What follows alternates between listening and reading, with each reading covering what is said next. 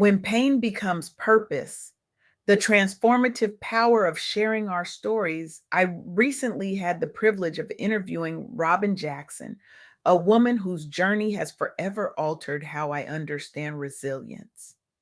Robin isn't just a domestic violence survivor. She's a fierce architect of hope who has transformed the darkest chapters of her life into beacons of possibility for others. When she shared her story with me, something extraordinary happened in that room. The air changed, hearts opened, and I knew her wisdom needed to reach beyond just my podcast audience. Robin's forthcoming memoir represents something revolutionary in our culture, a refusal to let trauma have the final word.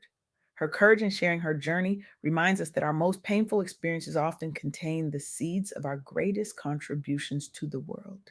And isn't that what we're all searching for? A way to make meaning from our suffering. Today, I want to share what I learned from Robin and other remarkable survivors who've alchemized their wounds into wisdom, because there's something profoundly important happening when women, especially Black women, reclaim their narratives from the clutches of shame and silence. We live in a world obsessed with curated perfection, don't we? Social media feeds filled with filtered faces and carefully constructed lives. Never let them see you sweat isn't just advice anymore, it's practically a commandment. But what if our greatest strength lies precisely in the stories we've been taught to bury? The journey from victim to survivor to thriver isn't a straight line. It's messy, complicated, and deeply personal. But in my conversation with Robin, three essential truths emerged that I believe can transform how we approach our own healing journeys. First, healing demands that we face our truth, no matter how uncomfortable. Robin's decision to transform her painful experiences into a memoir wasn't just brave, it was necessary. She discovered what trauma specialists have long known. Confronting our past often becomes the very pathway to our healing. When we avoid our pain, it doesn't disappear.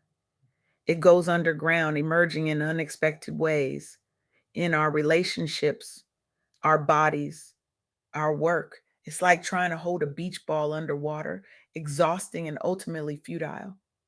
But when we turn toward our pain with compassion, something shifts. The story loses some of its power over us. We begin to see ourselves not just as characters in a tragedy, but as the authors of our own lives. Second, resilience can emerge from our most difficult choices. Robin's journey taught me that strength isn't about avoiding hardship. It's about how we integrate it into our lives. She doesn't regret her experiences because they've shaped her into who she is today. That's not to romanticize suffering, but to acknowledge its transformative potential. And third, authenticity is a form of freedom. Robin describes herself as an open book, which struck me as both beautiful and revolutionary. In a world that profits from our shame and silence, choosing radical honesty is an act of liberation. When we release the energy it takes to hide parts of ourselves, we reclaim that power for our own healing and growth. These insights aren't just philosophical, they're playing out in real women's lives every day.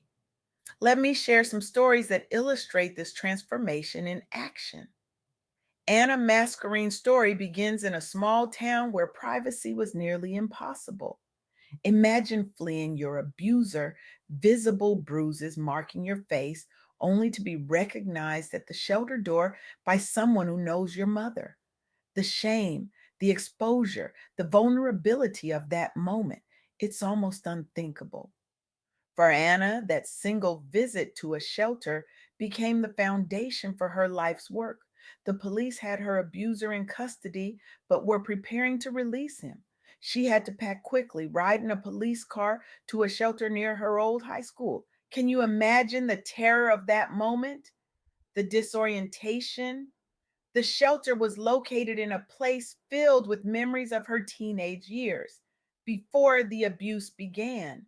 Today, Anna serves as the executive director of Nelson Community Services and founded the Aimé Beaulieu Transition House for Survivors.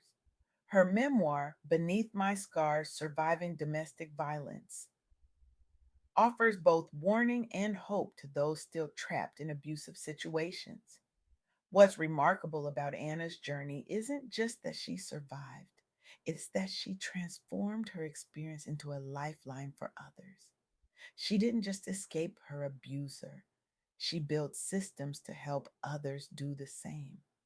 She took her private pain and turned it into public purpose. Then there's Mary Devine, whose path took her from victim to police detective in the domestic violence unit. Can you imagine the courage that required to willingly return day after day to the very type of trauma you've experienced?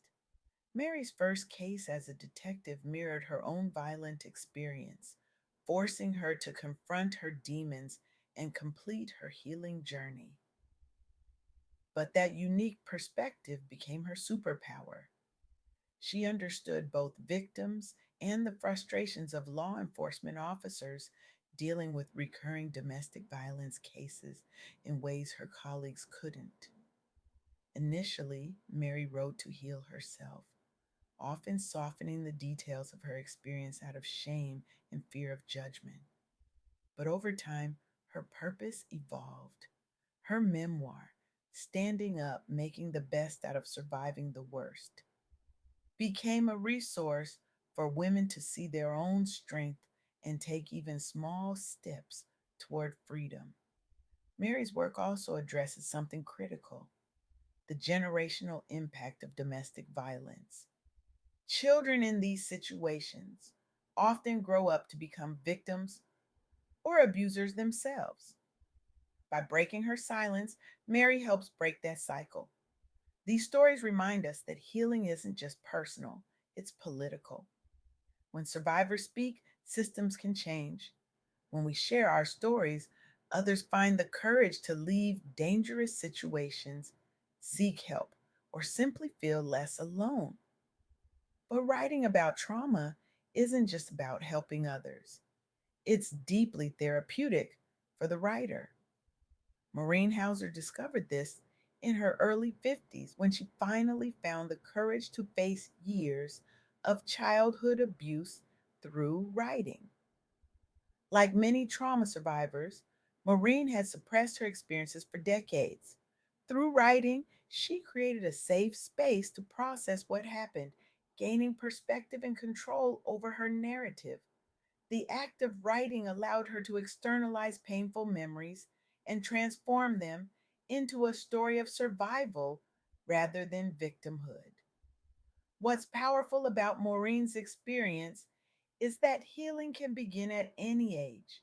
It's never too late to reclaim your story. Some of us carry our wounds silently for years, even decades, before finding the courage to face them. But when we do, transformation becomes possible.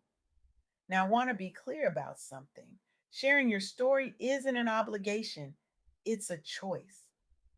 And for many survivors, particularly in the early stages of healing, privacy is essential for safety and recovery. Robin, Anna, Mary, and Maureen all chose when and how to share their experiences. That timing was part of their healing journey. But what their stories collectively show us is that shame thrives in silence. And when we find safe ways to speak our truth, whether to a therapist, a support group, through creative expression, or eventually to a wider audience, we often discover we're not alone. Our most personal pain connects us to a community of survivors. For Black women especially, This truth telling carries additional weight. We've been socialized to be strong, to keep family business private, to protect our communities from further harm by keeping quiet about abuse within them. The strong Black woman trope doesn't leave much room for vulnerability or victimhood. But as Audre Lorde reminded us, your silence will not protect you. And increasingly, Black women are choosing to speak, to write, to create art from their experiences, not despite their Blackness, but because of their commitment to healing themselves and their communities. What Robin and these other women show us is that softness, the willingness to be vulnerable, to feel our feelings, to acknowledge our wounds, isn't weakness. It's the foundation of true strength. It's what allows us to transform pain into purpose. So I challenge you today. What untold story lives within you? What truth are you hiding that might set you free? What pain might become purpose if given voice? Your story matters, not just for your own healing, but for the countless others who might find hope in your words. We need your voice. We need your truth. We need your courage to transform your personal pain into collective healing. The world changes one story at a time, and yours might be the exact story someone needs to hear to take their first step toward freedom. Your vulnerability could be someone else's roadmap to healing. Your courage might be the permission slip another person needs to speak their own truth.